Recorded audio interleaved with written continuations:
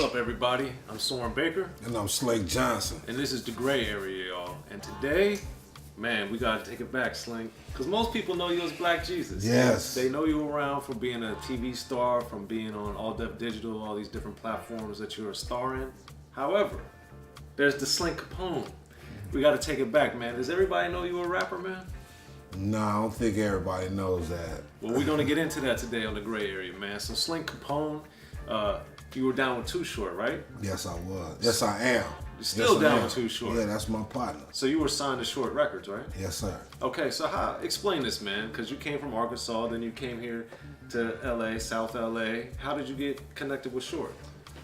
Oh man, Short been my people's for a long time. Okay. You know, based on the fact that his first cousin by the name of Eric, he and I grew up on the same area in LA. Oh, you know what I'm saying?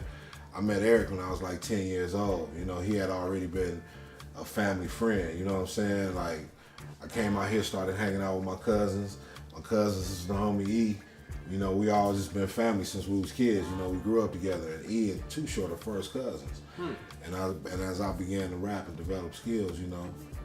Well, that's one of the interesting things, because Short, even though he's known for Oakland, he's actually from LA and grew up here before he moved up to the Bay. The thing about Short that I think people really underappreciate is like how diverse of a rapper he was, because he had obviously people known from like the Freaky Tales and those type of records, but he also had It's Your Life. He had lots of political songs early in his career and had a lot of anti-drug messages in his music, It's Your Life. And was just telling people like the city of dope on the Life is Too Short album, of course. And then he had I Want to Be Free. He had The Ghetto. He had Money in the Ghetto. He had all these songs that were talking about very heavy political things that were also balanced out, of course, with the sex stuff that he had. But for you, what growing up before you really started working with them, what was it for you that made you interested in Short? Just Freaky Tales. Okay. You know, I was fascinated with him and his language at that time. You know what I'm saying? And as a young kid going through puberty and shit, he was talking about shit I wanted to hear about. You know what I'm saying? So, you know, I knew him for that. It's like, damn, that's the dude. You know, he'd call a girl a bitch right in her face. Damn, bitch. He'll say it right to her. Like, nigga, he said it to the bitch right in her face. So, you know. Right. Yeah, so Short had all that, and I think he added another dimension on the Life is Too Short album, because he had the Don't Fight the Feelings song, where he had the Dangerous Zone, he had the girls on there dissing him. Mm-hmm. So like, on the one hand, he had the girls on there, you know, he was talking to the girls, but then he was bold enough early in his career to really bring the girls on to diss him. Yeah. And that was on his record. Yeah, that's on his saying. record, yeah.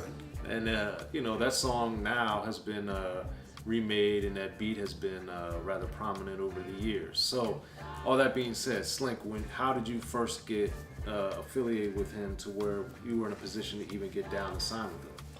Well, like I said, Eric took me to Toohort,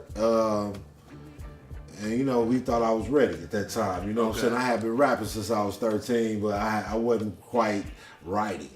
I was more freestyling and clowning around, but were you Slink Capone at this point, or not yet? Not yet. I started out. My name was GJ Fresh. GJ Fresh. Okay. I'm the devastated, motivated, always rapping, concentrated, always chilling, never illin', woman, still a voice appealing. GJ Fresh. That was 1985, 86. Okay. But you know, I was just playing, and I started getting serious about 94. Okay. Like 94, I was like, I'm gonna start writing this shit. I started writing, and like I said, like 96, 97, Short took me to, he took me to Short, and I went in the studio with Short and Banks and this other guy named Kiki, and I went there, I rapped for the dudes and shit, like whatever. You know, Short was like, let's go, you know, Short just as cool as fuck. Oh, let's go. All right. He didn't do what I thought he was gonna do. Like, oh man, here's the deal. Spot. You know, so he didn't do that. You know what I'm saying? So I just rapped like whatever. Just kicked in the studio that night. And I traded numbers with everybody, you know, and Kiki was the one that actually called me. You know what I'm saying? Because Kiki was my first executive producer. The Short was getting a label together at the time, but he had Kiki like, yo, you know, Kiki was like, yo, I want to bring this dude. I want to start working with him, you know, to work towards a label. So I made a few songs with Kiki, and we submitted them to Short, you know, and at the time, Short was getting Short Records together.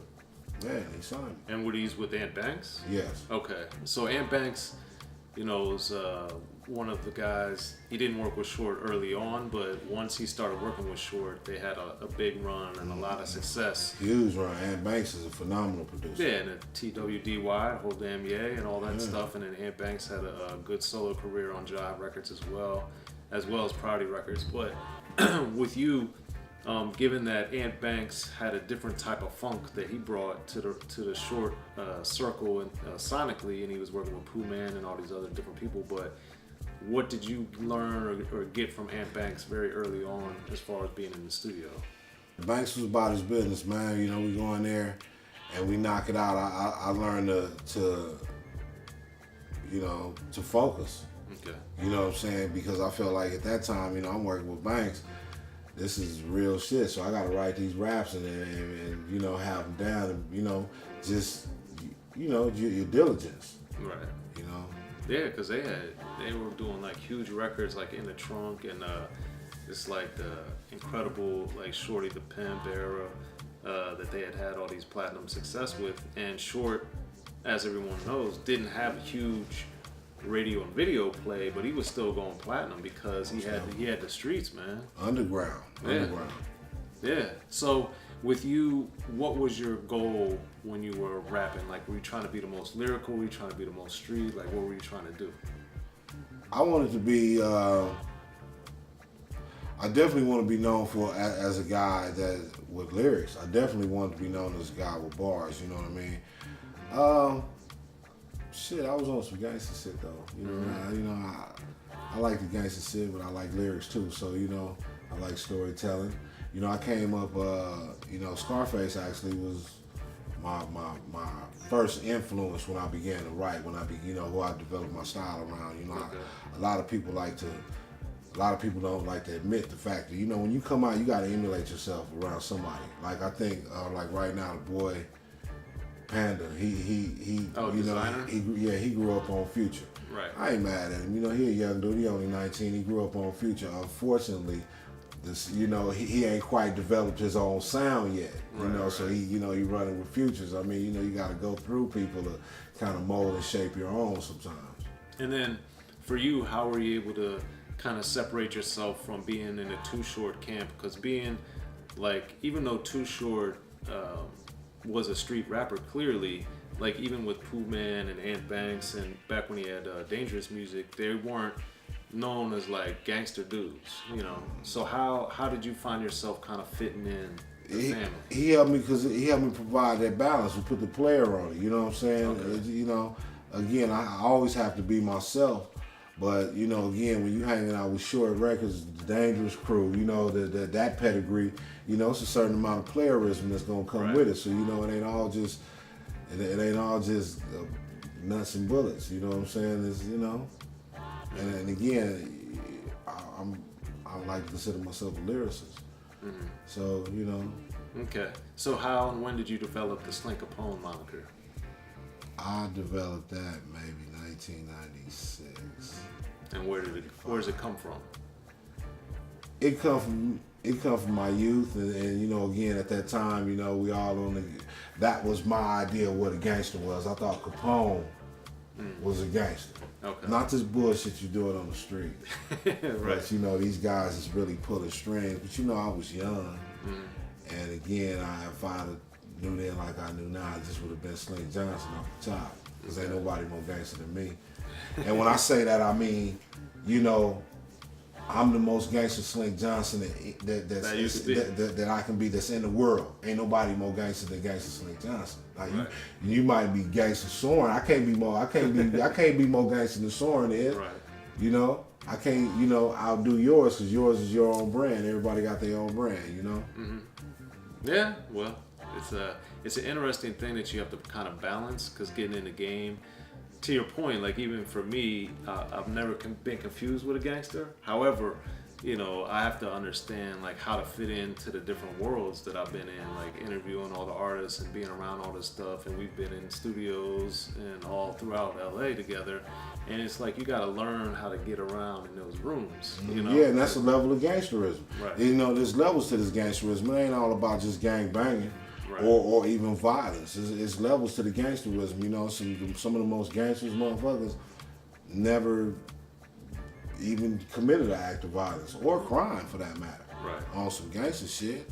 Yeah. You know? That's what they got other people for. Exactly. Right. So then, so you signed to Short Records and you got Slink Capone going. Like, what was kind of your first big learning moment being in the game? My first big learning moment was learning that the shit don't happen overnight. You know, getting there and the process it took to make a record.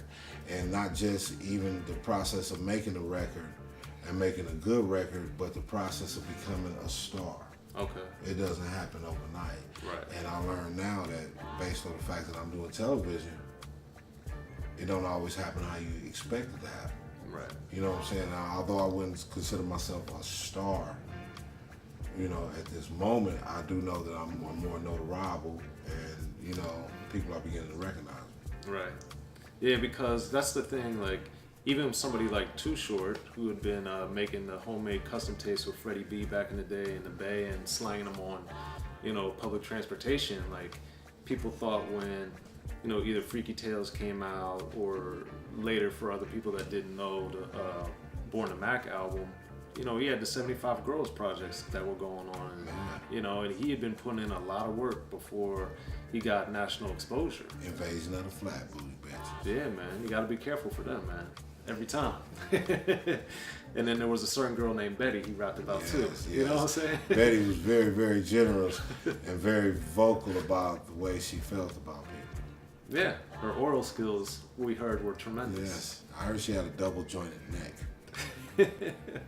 But all that being said, like, it's a process, and I think that it's interesting you point that out, because now I think people really don't understand that you have to build, you know, a persona, you have to build a background, you have to build a fan base. You don't just, you know, post one video on Instagram and you got 700,000 views and likes and all that. It's not like that. No, it's not. And, you know, again, this is a microwave generation. You know, people want things even faster. With the advent of social media and the internet, it's definitely helping.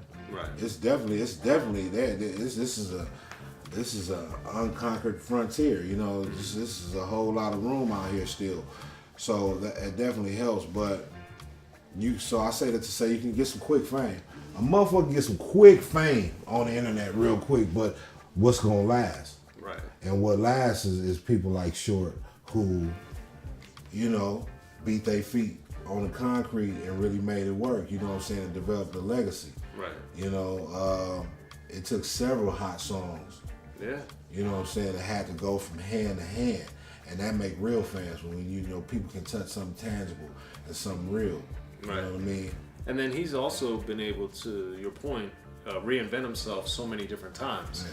So clearly one of his last big reintroductions is when he was working with Little John and the Blow Your Whistle and Shake That Monkey and all those different records. So when you saw him able to do that and come back with a whole other wave of his career and get, you know, going gold again, you know, 20 years later into his career on a national level at least, what did you take from that experience?